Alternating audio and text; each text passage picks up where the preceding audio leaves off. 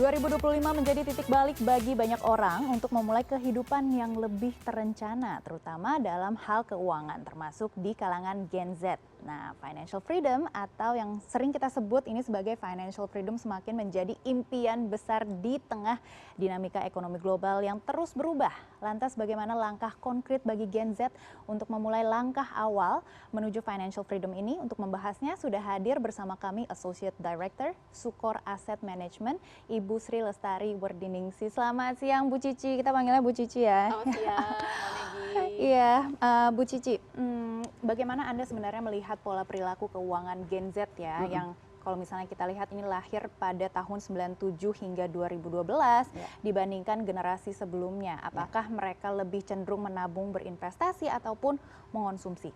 Nah, yang unik adalah kalau kita ngomongin Gen Z, ini berarti orang yang 30 tahun ke bawah. Kalau kita lihat edisi pada saat COVID kemarin, mereka itu tiba-tiba menjadi orang-orang di usia mereka yang masih sangat muda itu yang udah mulai ngelirik investasi. Karena sebagai Gen Z mereka adalah orang yang sangat melek teknologi. Jadi akses-akses mereka menuju informasi-informasi tentang investasi itu mulai terbuka. Nah, mulailah mereka berbondong-bondong itu mempelajari investasi.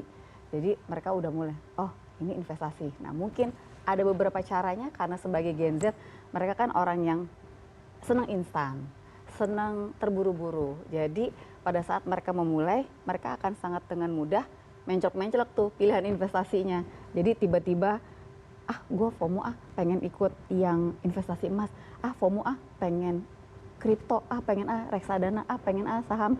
Jadi belum yang jejak, aku pengen ini aja gitu loh, ini kayaknya lebih sesuai. Mungkin mereka lupa pada saat mereka start berinvestasi, mereka lupa, secara profil risiko, aku tuh apa ya?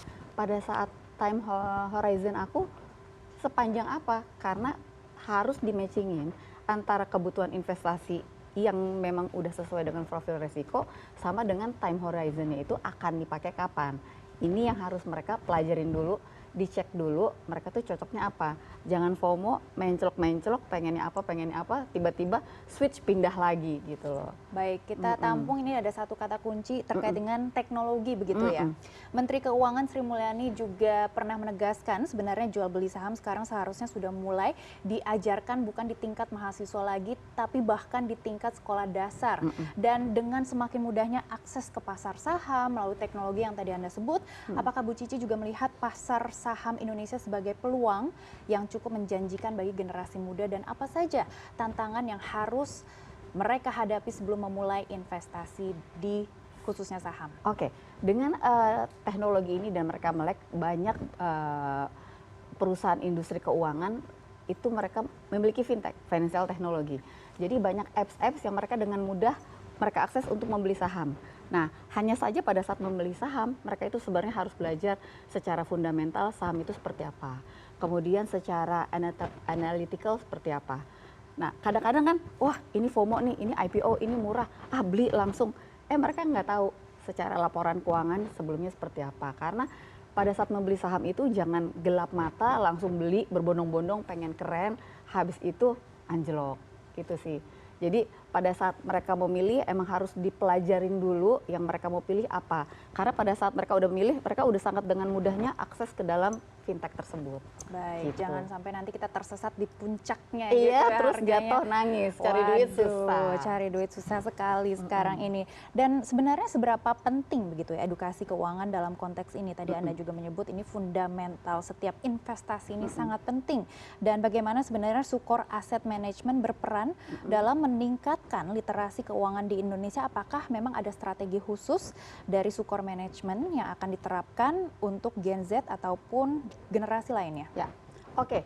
Kita sebagai institusi keuangan, kita berkewajiban untuk memberikan literasi. Tahun lalu 2024, Sukor itu berkomitmen untuk memberikan literasi dan inklusi keuangan dalam 1 tahun minimal 250 kali.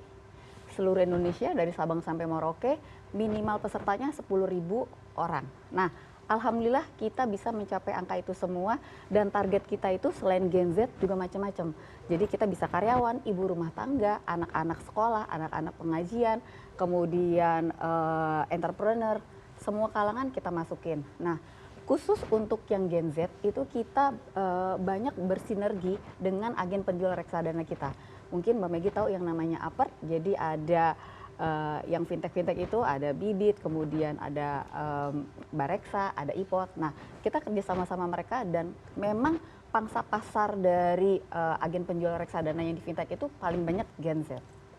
Gitu. Menarik sekali ya, dan mengingat karakteristik Gen Z ini memang lebih suka fleksibilitas dan juga teknologi, produk investasi seperti apa yang sebenarnya paling cocok untuk mereka? Nah, kalau produk-produk investasi sebenarnya selain saham, selain reksadana ada macam-macam. Jadi ada kalau dia memang orangnya bersifat moderat, apakah dia agresif, apakah dia konservatif, jadi di-matchingin. Anggap si Gen Z ini sudah moderat atau bahkan agresif. Jadi dia bisa memulai misalnya dengan reksadana, dengan beli obligasi, dengan beli sukuk, kemudian dia bisa langsung investasi di saham.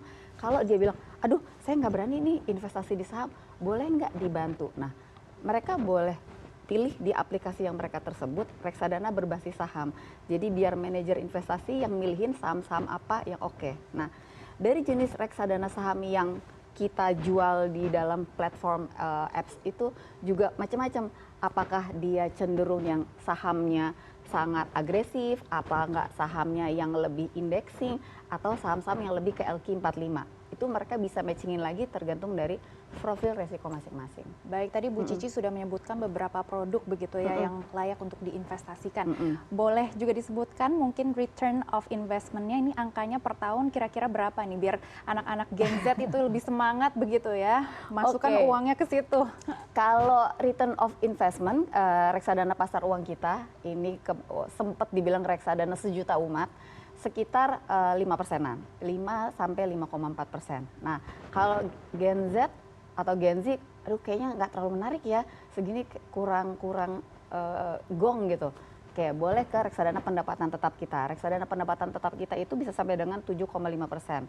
Habis itu nggak kurang. Naikin lagi ke reksadana campuran. Kemudian naikin lagi ke reksadana saham. Target kita reksadana saham tahun ini sih bisa ngalahin indeks sampai dengan 5%. Jadi bisa dengan 10 sampai 15. Tapi itu kan target ya sampai tahun 2025 ke depan. Nah, jadi seperti Mbak Meggy tahu yang namanya saham volatilitas ya. Jadi kita nggak bisa, kita hanya bisa punya target, kalau bisa sampai ke situ, nah itu enak. Intinya kalau misalnya bigger return, tentunya risk-nya juga akan high lebih risk, besar. high return, Ya, low risk, low return. Iya. Baik, tapi memang targetnya ini adalah 15% seperti itu ya, impiannya. Impiannya, baik. Banyak Gen Z yang merasa ragu ya untuk memulai investasi karena tadi kita juga bilang ini big risk. Big return, big risk juga. Memang takut resiko ataupun merasa tidak memiliki cukup dana. Bagaimana sebenarnya solusi untuk ini? Nah, kalau untuk Gen Z, mereka itu sebenarnya, karena mereka itu melek investasi sebenarnya. Mereka harus sadar diri dan disiplin. Pada saat mereka mendapatkan pendapatan, mereka harus sudah mulai bagi-bagi tuh. Kalau misalnya dari muda aja minimal 20% mereka taruh di aset-aset reksadana. Aset-aset yang sangat liquid, bisa di tabungan, bisa di reksadana. Tapi anggap kita lagi ngomongin reksadana. Mereka bisa taruh dulu di money market, kayak semacam parkir dulu di sini. Kalau nanti harga sahamnya lagi makin turun, kita tinggal nyerok misalnya gitu. Ya udah, mereka bisa beli di harga yang lagi murah, nanti mereka jual lagi di harga yang lagi mahal. Tapi ada juga, enggak, mau kondisi apapun saya maunya dollar cost averaging. Jadi setiap bulan ya udah, anggap setiap bulan 2 juta terus-terusan, nanti kan habis itu bisa ke average. Jadi tergantung sih masing-masing dari profil resikonya. Tapi yang jelas mereka harus disiplin. Yang jelas kalau investasi sebagai Gen Z harus sabar. Kekurangan dari Gen Z dibanding dengan gen-gen lainnya adalah tingkat kesabarannya beda. Karena mereka lahir di generasi yang serba cepat dan serba instan. Kalau misalnya kita ingin memilih begitu ya beberapa produk manajemen ataupun sekuritas dan juga melihat teknologi dan juga strategi yang diterapkan oleh Sukor Management ini sendiri, sebenarnya keunggulannya itu seperti apa? Untuk yang apa nih? Untuk tentunya program-program investasi untuk milenial dan juga Gen Z ya, karena tentunya kalau misalnya kita lifestyle-nya sangat sibuk, tidak bisa menganalisa saham dengan baik, Nah. kita hanya ingin oh ya udah saya minta Sukor Management aja untuk Ya. bantu investasi semuanya. Sebenarnya keunggulannya Sukor Management ini seperti apa strategi untuk investasinya? Strategi investasinya kita itu adalah termasuk aset manajemen terbesar di Indonesia. Jadi kita termasuk yang 15 besar di Indonesia. Kita udah secara penghargaan, kita udah punya ratusan penghargaan dari tahun ke tahun. Paling nggak udah kayak 5 tahun ke belakang kita udah punya ratusan. Dengan aset under management yang semakin meningkat, itu bisa dilihat bahwa tingkat kepercayaan orang terhadap Sukor Asset Management itu sangat kuat, sehingga bisa dilihat bahwa mereka itu adalah nasabah yang loyal, nasabah yang bisa jadi fans beratnya Sukor gitu loh. Nah, dengan seperti itu si Gen Z ini dengan Sukor itu gampang diakses, kemudian kita punya bank distribution banyak. Sekarang Sukor udah 8 agen penjual reksadana dengan bank-bank dan sekitar 21 agen penjual reksadana berupa sekuritas dan fintech. Itu sangat membantu Gen Z dalam memilih produk-produk Sukor. Jadi saya nggak sempet nih pakai apps, mereka boleh ke bank, tapi nggak, saya sukanya pakai appsnya dari bank yang saya punya. Itu ada juga. Kayaknya saya lebih suka lewat apps yang ada bukan di fintech deh, tapi apps yang ada di sekuritas, itu juga bisa ada. Jadi semua informasi yang mereka dapatkan itu lewat apps bisa dengan cepat mereka akses. Kemudian kalau di luar itu Sukor juga kerjasama dengan agen penjual reksadana untuk selalu bikin literasi dan selalu update-update-nya itu bisa lewat live, kemudian lewat big event ataupun lewat apa istilahnya, lewat online platform, bisa ke IG Live dan sebagainya. Baik, ini sangat penting ya untuk kita juga sebagai milenial ataupun Gen Z untuk background check semua sekuritas karena memang sekarang banyak sekali scam yang terjadi dan tentunya mempunyai banyak dana dan juga untuk dikelola ini sangat penting karena itu juga mensecure dana kita semua. Terakhir, Mbak Cici, apa sebenarnya langkah-langkah yang konkret untuk Gen Z bisa mencapai financial freedom ini? Nah, pertama mereka harus punya tujuan keuangan. Kalau tujuan keuangan udah jelas, mereka bisa kekeh. Di saat Gen Z itu udah kekeh, saya pengen, anggap mereka pengen punya tujuan keuangan yang biasanya kalau Gen Z apa tujuan keuangannya?